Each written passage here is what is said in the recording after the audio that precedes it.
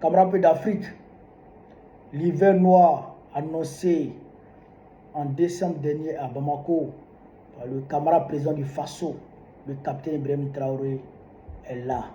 L'hiver noir est enfin là. Que chacun se mobilise depuis sa position et qu'il se tienne prêt. Frère, Macron nous déclare la guerre à travers les journalistes de RTL. Cette émission de RTL n'est pas une émission comme les autres. C'est une déclaration de guerre contre le Mali et l'AES. C'est une prise de position claire aux côtés des agresseurs du Mali, aux côtés des terroristes de Al-Qaïda, aux côtés des terroristes du FLA.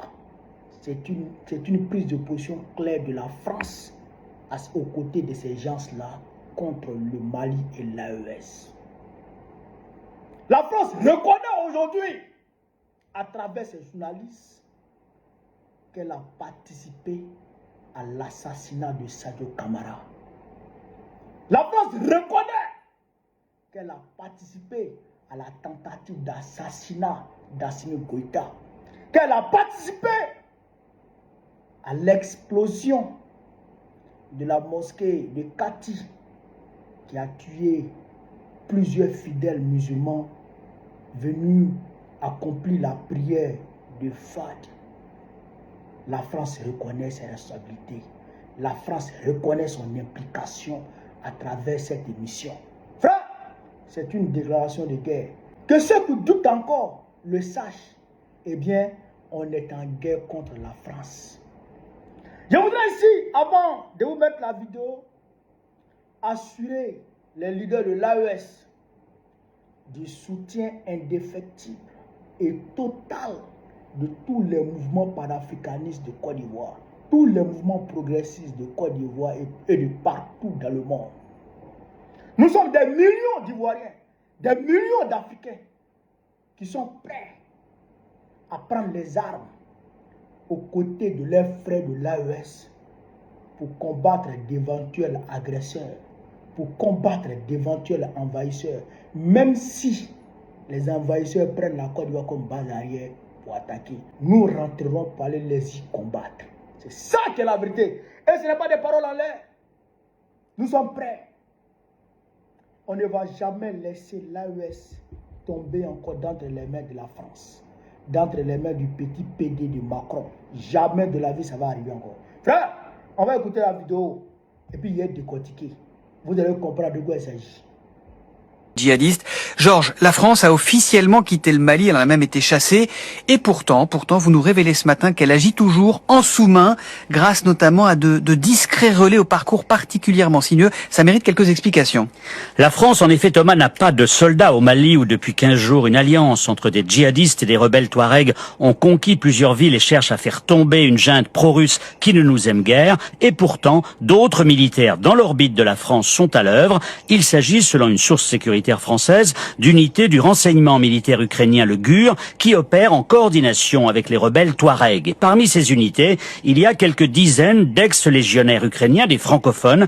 La France joue sur le vivier des nombreux militaires ukrainiens passés par notre légion étrangère. Les rebelles indépendantistes touaregs veulent affaiblir la junte au pouvoir à Bamako. Quant aux Ukrainiens et à nous autres Français, on veut faire mordre la poussière aux supplétifs russes de la junte, les ex de la milice Wagner, renommés l'Africa Corps, qui ont tout fait pour nous faire partir d'Afrique. C'est un partage d'intérêts, alors que les rebelles touaregs ont une ancienne relation avec les services de renseignement français au Sahel. Bon, c'est pas tout à fait la première fois non plus que les Ukrainiens sont en première ligne dans cette région. En effet, dès le début de l'année dernière, le service de renseignement ukrainien avait proposé aux autorités françaises un plan détaillé pour déloger les juntes de la région du Sahel et faire reculer leur ennemi russe. Des juntes qui, du Niger au Mali, avaient chassé, vous vous en souvenez, les unes après les autres, la France de cette région minée par les djihadistes. Mais à l'époque, Paris n'avait pas donné suite pour des raisons sécuritaires. La France ne voulait pas apparaître, même de manière déguisée. Cette fois, le verrou semble levé. Le paravent ukrainien a l'avantage de nous permettre de ne pas coopérer avec les djihadistes liés à Al-Qaïda,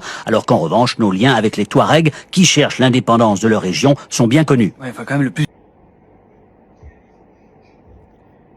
Nos liens avec les indépendantistes du Sahel sont bien connus. Donc ça veut dire que la France est alliée au FLA, qui sont alliés au terreau de Al-Qaïda, au JNIM, d'accord, et aux Ukrainiens. Donc ils se sont mis ensemble, la France, le FLA, le JNIM, l'Ukraine, pour aller agresser le Mali. Vous comprenez? Vous comprenez? Imaginez un instant que des attentats visent la France et que un haut responsable du gouvernement français tombe et que l'Élysée est visé aussi par des bombes. Et que après, quelques jours après, le Mali, une source sécuritaire malienne, confie à une télévision malienne ce qui suit. La France et le Mali est allié aux groupes qui ont mené les attentats en France. Quelle sera la réaction de Paris? Quelle sera la réaction de Paris? Il ne faut pas dire que c'est une déclaration de guerre. Il ne faut pas dire qu'on les a attaqués. Oui ou non? Eh bien, la France est en train de nous dire que, elle nous attaque maintenant ouvertement à visage découvert. Et qu'elle est alliée aux djihadistes, aux FLA et aux Ukrainiens pour nous agresser dans l'AES. Voilà le message, c'est clair. Et deuxièmement, la France est en train de faire comprendre au terreau que aujourd'hui, ouvertement, aux yeux du monde, la France est prête à les soutenir sur la scène internationale. Ce qui va plus les galvaniser sur le terrain. Vous comprenez ça? Ce qui va les galvaniser plus sur le terrain.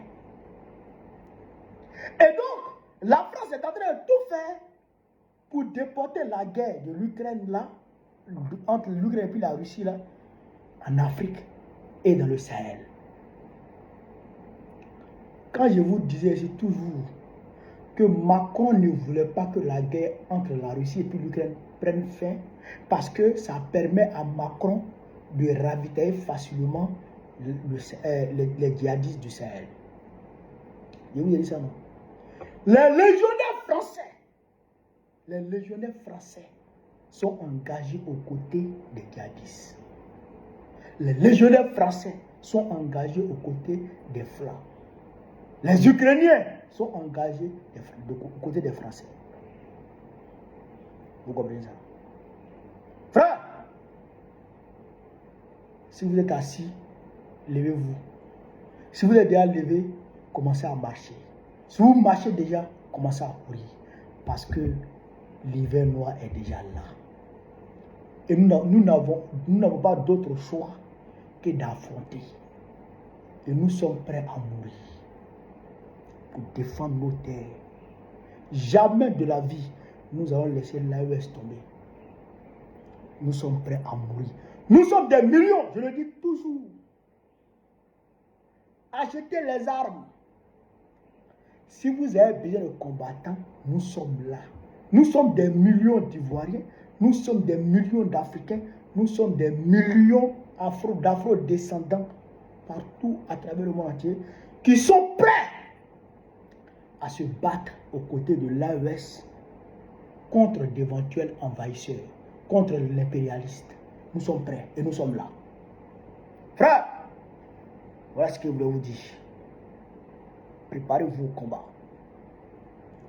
Il faut que Macron morde la poussière ici. Macron, on va prendre tes couilles, déposer à terre, et puis on va prendre nos pieds pour écraser. Vous pouvez péter ça ici dans l'AES. C'est moi qui parle. Tu ne vas pas croire. Tu vas croiser Grand Ouattara et puis les autres sbilles, les autres panthères à Nairobi. Allez-y. Nous, on est là. On vous attend. Commencez. Et puis on fait ça propre. On fait ça zo. Vous n'allez pas croire. Frère, voilà ce que je voulais vous dire. Sur ce, vive l'Afrique libre. Vive le panafricanisme. Vive tous les présidents panafricains. Vive l'AES. Vive l'AES, vive l'AES. Gbagbo présente Côte d'Ivoire très prochainement pour que l'AES s'étende jusqu'au golfe de Guinée. C'est de ça qu'il s'agit. On est ensemble.